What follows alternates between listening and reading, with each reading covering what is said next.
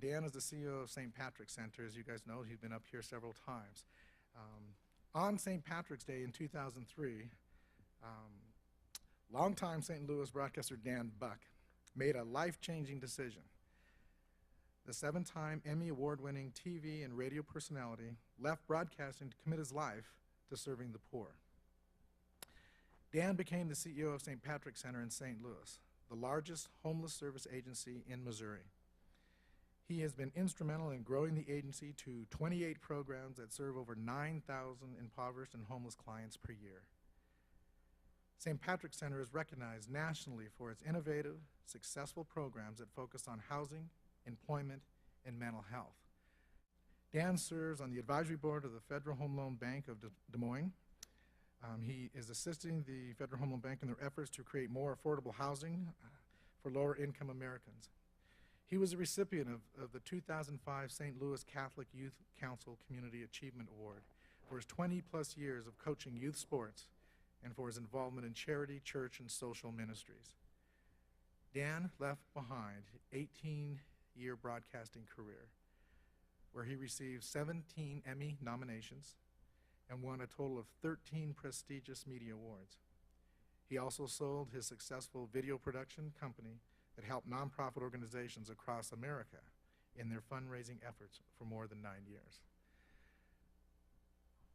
Dan has come through and went through a transition like all of us have gone through and are going through. Please welcome Dan Buck as he shares his story with us today.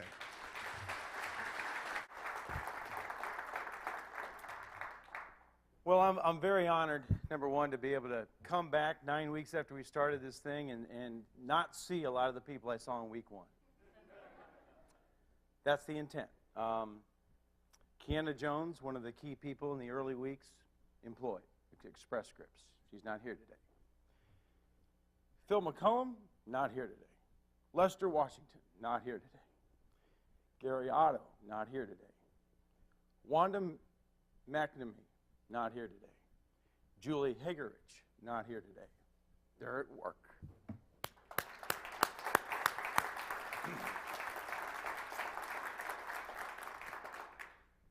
There's a lot of new faces, which is great. That's what this is about. It's an ongoing effort. It's being peer-driven, peer-led. We've got an incredible peer advisory group of people who are kind of dictating where we're going to go from here, but it ain't going anywhere. Go Network's going to be around for many, many months, hopefully many, many years. As long as the need presents itself, this entity is going to continue. And perhaps not just in St. Louis. We are getting calls from all over the country of people wanting to start something like this, a central hub, a central place where we can pull the people together, address their needs in a comprehensive manner, and give it to them in a program and in a space and an environment that is more than just resume writing and job search supports. We're trying to look at the whole person, listening to what you're telling us the needs are, and we're trying to respond to that. What the committee asked me to kind of talk about, because there's a lot of you, I think, in the transition period that I was in 2003, and then I'll explain to you how I got there. But I want you to kind of look at the Go Network as kind of a reference point for where your own life is, because I think there's a lot of great similarities between what we've achieved in the Go Network and where you're at in your career transition period. Let me explain. Go Network, January 1st, did not exist. There was nothing in place, not a single logo, not a single thought, not an image, not anybody, at the table. And certainly this room was not filled every Tuesday morning. But it grew because people care about people in this community. It grew out of corporate social responsibility. It grew because of the United Way, an enormous network of support, both corporate and private and individuals who give to that organization out of faith, knowing that it's going to help people. They gave out of trust and they gave out of compassion because they know the United Way does good work. It grew because of social service agencies, particularly St. Patrick's Center, that had a space, the capacity to do this. And we had to be open and willing to do that, and we did. The members hopefully have learned a lot beyond how to just build that solid resume and write a good letter. It's more than a 30-second branding sales pitch. It's certainly more than how to surf for that right job. We hope you've learned how to see life differently. We hope you've been inspired by a man with no arms who taught us all we don't have excuses. Or at least we shouldn't. Dr. Akande challenged us to look at life differently. A new approach to not just change what you say, but how you say it. Sid Dotson enrolled you in Brand University. Brand U, a place designed to show you how to sell your strongest assets in a concise, compelling fashion. You've been monstered, Twittered, LinkedIn, Facebooked, and you have every job email saved to your favorites, right? You've shared some of your emotional struggles and your personal challenges with fellow members, as well as in the surveys that have been sent out to you. We thank you for participating in those that helps us dictate our direction.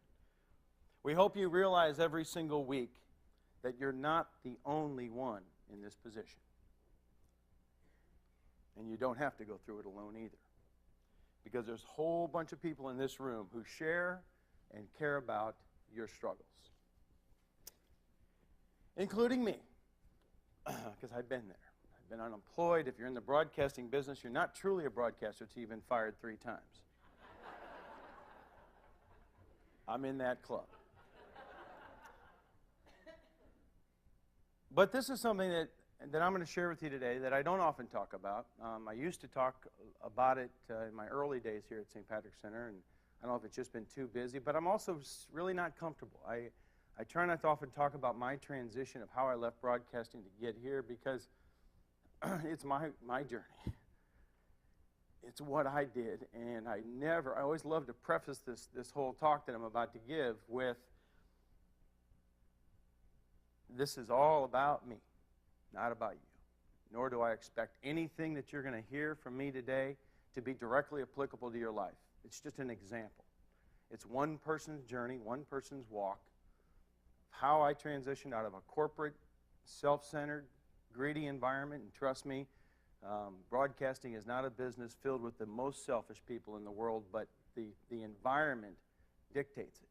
You got to be always worried about your personal service contract. You got to constantly be worried about your own ratings. You got to constantly be worried about Nielsen's and and keeping the general manager as far away from the consultants as possible. You're constantly in that battle of me, and it wasn't fitting me anymore. And I'll get to exactly how that happened. But no, it's uncomfortable for me to even talk about some of this.